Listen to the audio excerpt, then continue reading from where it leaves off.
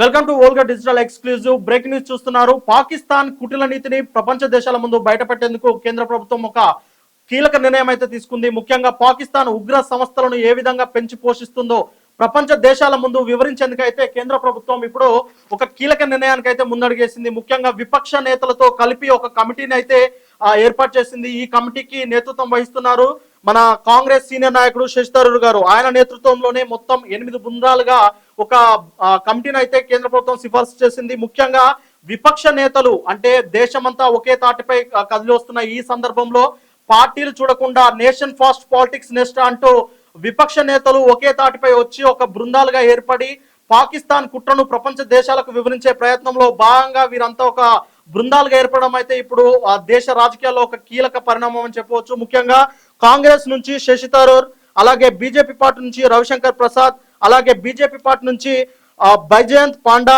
అలాగే సంజయ్ కుమార్ జో అనే వ్యక్తి అయితే జేడీయూ పార్టీ నుంచి ఉన్నారు.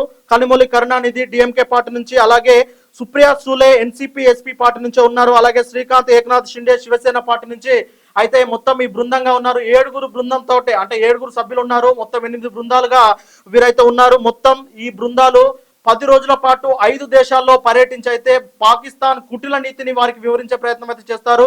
ఈ సందర్భంగా వీరి టూర్ వచ్చేసి మే 22న స్టార్ట్ అవుతుంది. మే 22న వీరు భారతదేశం నుంచి బయలుదేరి జూన్ ఫస్ట్ వీక్ లో మళ్ళీ భారతదేశానికి అయితే తిరిగి వస్తారు. ముఖ్యంగా 5 పాయింట్ల పైన అయితే ప్రపంచ దేశాలకు పాకిస్తాన్ గురించి వివరించే ప్రయత్నంలో భాగంగానైతే ఈ బృందాలు అయితే బయలుదేరుతున్నాయి.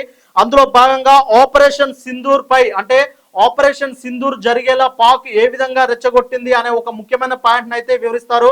అంటే పహల్గామ్ ఉగ్రవాద దాడి మనకు ఏప్రిల్ 22న జరిగింది. ఆ తర్వాత పాకిస్తాన్ పై ఆపరేషన్ సింధూర్ అయితే చేసింది. ఆపరేషన్ సింధూర్ కు ముందు ఎల్ఓసి దగ్గర పాకిస్తాన్ కవ్వింపు చర్యలకు పాల్పడింది. అలాగే సైనికుల పైన కాల్పులు జరిపింది.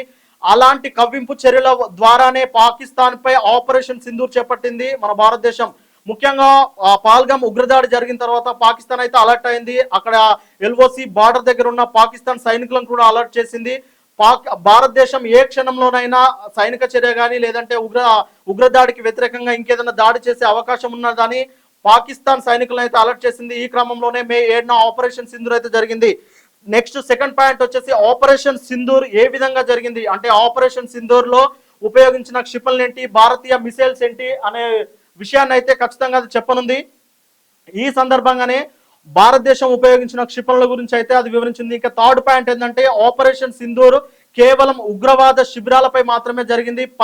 పాక్ సైనికుల పైన కానీ పాక్ పౌరుల పైన కానీ ఎటువంటి పరిస్థితుల్లో దాడి చేయలేదన్న విషయాన్ని అయితే చాలా స్పష్టంగా చెప్తూ వచ్చింది. ఇదే విషయాన్ని ఇప్పుడు ప్రపంచ దేశాల ముందు కూడా వివరించేందుకైతే ఈ బృందాలు అయితే బయలుదేరాయి. అంతేకాకుండా ఇక నెక్స్ట్ కేంద్ర ప్రభుత్వము ఇకపై ఉగ్రవాద చర్య జరిగితే పాకిస్తాన్ నుంచి ఎలాంటి ఉగ్రవాద చర్య జరిగినా అది కేంద్ర ప్రభుత్వము పాకిస్తాన్ చేసే యుద్ధం లాగానే చూస్తామని చెప్పేసి అయితే ఒక కీలక ప్రకటన అయితే వెలువరించిన విషయం తెలిసిందే. ఇదే విషయాన్ని ప్రపంచ దేశాలకు చెప్పడానికి అయితే ఈ బృందాలు బయలుదేరుతున్నాయి. అంతేకాకుండా ఉగ్రవాదాన్ని పెంచి పోషిస్తున్న పాకిస్తాన్ వల్ల ప్రపంచ దేశాలకు ఏ విధంగా ముప్పు ఉంది, ప్రపంచ దేశాలు ఏ విధంగా ముప్పు వాటిల్లుతుంది అనే విషయాన్ని కూడా ఈ విషయాన్ని కూడా ప్రపంచ దేశాలకు చెప్పడానికి అయితే మన బృందాలు అయితే బయలుదేరుతున్నాయి. ముఖ్యంగా గతంలో చూసాము మనకు సింగపూర్ లో జరిగిన ఉగ్రదాడులు, అలాగే అమెరికాలో జంట టవర్స్ పై జరిగిన ఉగ్రదాడుల గురించి అయితే మనం చూసాము.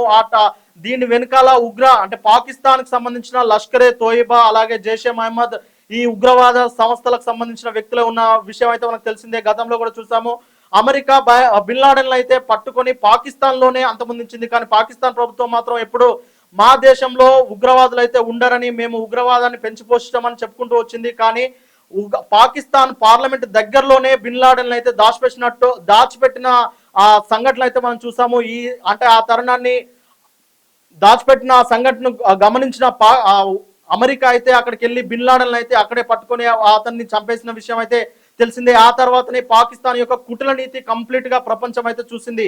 ఈ తరుణంలో పాకిస్తాన్ కి సపోర్ట్ చేస్తున్న ఇతర దేశాలు కూడా ఉన్నాయి. ముఖ్యంగా మనం చూసుకున్నాము టర్కీ దేశం అలాగే అజర్బైజాన్ దేశాలు అయితే ఖచ్చితంగా ప్రత్యక్షంగా ఇవి సపోర్ట్ చేస్తూ ఉన్నాయి. అంతేకాకుండా చైనా అయితే ఒక రకంగా నర్మగర్భంగా మాట్లాడుతూనే చైనా కూడా సపోర్ట్ చేసే అవకాశం ఉంది. ఈ మధ్యలో చూస్తున్నాము అమెరికా కూడా తన ఒక నీతిని అయితే బయట పెడుతుంది. పాకిస్తాన్ కు తన ఆయుధాలను అమ్ముతూనే ఆ పాకిస్తాన్ ఉగ్రవాదులను నశించాలని చెప్పేసి అయితే అమెరికా పాల్పడుతున్న విషయం అయితే చూస్తున్నాం. అంటే ఒక రకంగా చెప్పాలంటే భారతదేశానికి ఆ పాకిస్తాన్ తో పాటు టర్కీ, అలాగే అజర్బైజాన్, ఆ తర్వాత నార్త్ కొరియా, తర్వాత చైనా, తర్వాత ఇప్పుడు అమెరికా కూడా ఈ శత్రు దేశాల్లో ఒకటిగా మారబోతుందన్న విషయం అయితే మనకు స్పష్టంగా అర్థమవుతుంది. ఈ సందర్భంగా మన భారతదేశం నుంచి వెళ్తున్న ఈ 8 బృందాలు అయితే ముఖ్యంగా 5 దేశాలకు అయితే పర్యటించి 5 దేశాలకు మన దౌత్య నాయకులతోటి అలాగే రక్షణ శాఖ మంత్రులతోటి అయితే మాట్లాడి ఖచ్చితంగా పాకిస్తాన్ యొక్క వికృత రూపాన్ని బయటపెట్టే అవకాశం అయితే తెలుస్తుంది.